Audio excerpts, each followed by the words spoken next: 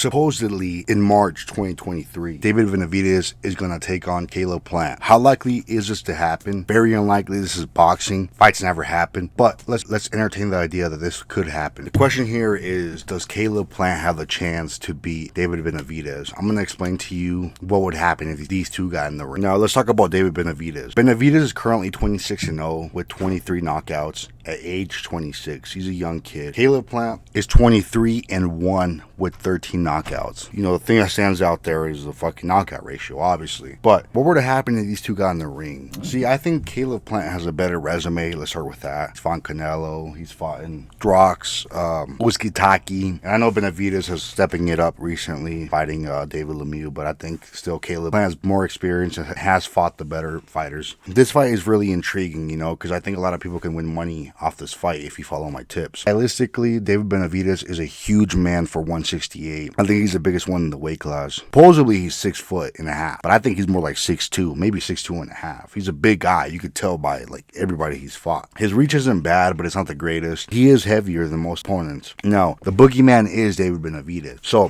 Benavidez has called out guys like David Morrell, who's getting all this hype. Guys like Jermall Charlo, who think they're the shit. Canelo Alvarez, and nobody has answered that call. So he is and the boogeyman at 168. Now, he's a big guy. Basically, his style is, in a nutshell, he pressures and volume punches with power. Like I said in the last video, kind of like what Hector Luis Garcia does, but a lot more effective. You see, Benavidez, let's talk about his defense. Benavidez has no defense. Basically, what he tries to do is put up his hands when people are swinging. This is what you call the catch and shoot, except he's not shooting. He's just catching punches. And basically, he's waiting for you to touch the ropes. When you touch the ropes, you have to get into a firefight with him. Because he hits so hard and he's so big that he can take your punch, you don't have a chance. So what these guys do is mostly just turtle up, shell up, and they let Benavidez go around the body, around the waist. Whether he's touching the sternum, and he'll go up Mike Tyson style for a hook to the head when they pull their hands down. And Benavidez has a lot of power and a lot of stamina, so he's going up, down when you're in the ropes or in the corner, to where most of these guys get TKO'd. He's fought a lot of guys, currently fought 26 opponents, and none of them can get out of the ropes or the corner when he gets them. Why is that? Well, you see, Benavidez has no defense, like I said before. So guys think it's attractive to try to sit there with him and bang. They feel like if they can cover up long enough, they can find a counter and get Benavidez. This is how it's been. This is what happened when he got in trouble with Gavril. He was swinging, he got caught. So these guys are right about trying to trade with him, but a lot of guys aren't strong enough to keep it up. So that's what keeps guys on the ropes. They find it like attractive to try to like find his chin while he's throwing at you. But it never happens because Benavidez is so big he can take your punch. He's got a chin, he's big, he can take your punch. He's got a big neck, big fucking head. He's gonna take your punch every time. So these guys are wrong. And that's what keeps guys against the ropes when they fought Benavidez. Also the punching power, obviously. You know, like when these guys are getting hit everywhere, they're just trying to shell up. So, in a nutshell, that's his style. From the outside, he can jab pretty well, but that's about it. He just corners you, hits you against the rope, goes up and down the body, volume punching nonstop until he beats you into submission. There's nothing complex about Benavidez. He fights like a short man. When the tall guy can do this, it really is spectacular because there is no getting away from him. A short man has to like travel distances, miles, catch up to you, but a big man doesn't. He has to just travel centimeters to be able to pressure you. He's like Antonio Margarito back in the day. Or Caleb Plant, on the other hand, is a lot more complex. Caleb Plant he's got good height. He's 5'11". He's got a good reach, and he's very very slick. Caleb Plant explodes with his jab. Every time you're in front of him, he's always going to beat you through the punch because his jab is very explosive. He'll get there every time before you think you're going to get there. So he can easily out jab anyone, anytime, anywhere.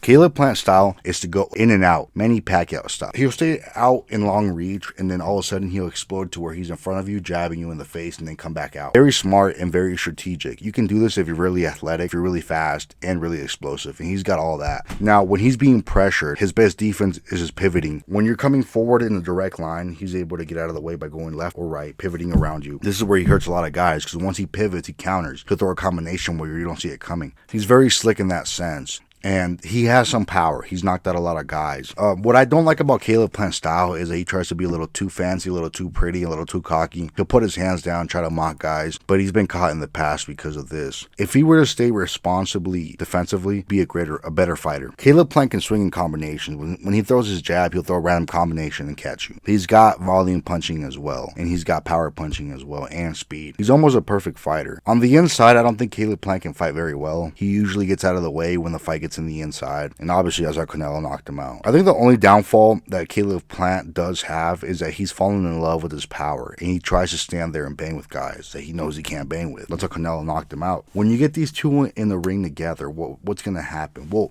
Benavidez is going to try to pressure 100%. And Caleb Plant is going to try to move. Like I said, I see Caleb Plant out jabbing Benavidez in the middle of the ring, around the ring, easy, just outboxing him. It's not till he gets him against the ropes or the corner where the fight truly starts. But I don't think Benavidez is a one-punch type of guy, knockout artist. He hits you with volume. So even when he does get him against the ropes, which is going to take some rounds to figure out because of Caleb Plant's movement, it's going to take some rounds for him to really hurt him. So I think Caleb Plant can get an early lead on this fight just by jabbing and boxing and sticking and moving like he does in and out. I mean, when Benavidez thinks he's going to strike and he has Caleb Plant backed up, I can see Caleb Plant throwing a 1-2, moving out of the way. If he were to stay responsibly defensive, you see, he's going to outbox him in the middle of the ring. And Caleb Plant is a type of fighter that can move out of corners, out of the rope. He's not going to stick with you and try to bang with you. Caleb Plant is the type of fighter who's going to 1-2 in the middle of the ring, and as soon as you get him cornered up, he's going to move around. He's going to pivot both directions and get out of your punching range so that he can counter it and then move around some more. He's a really good dancer in the ring. However, I am scared that Benavidez having that open defense, he's going to take the bait. I mean, we saw what he did to Anthony Durrell. So does that mean that Caleb Plant can fall in love with his power? Possibly, because Benavidez, that's what makes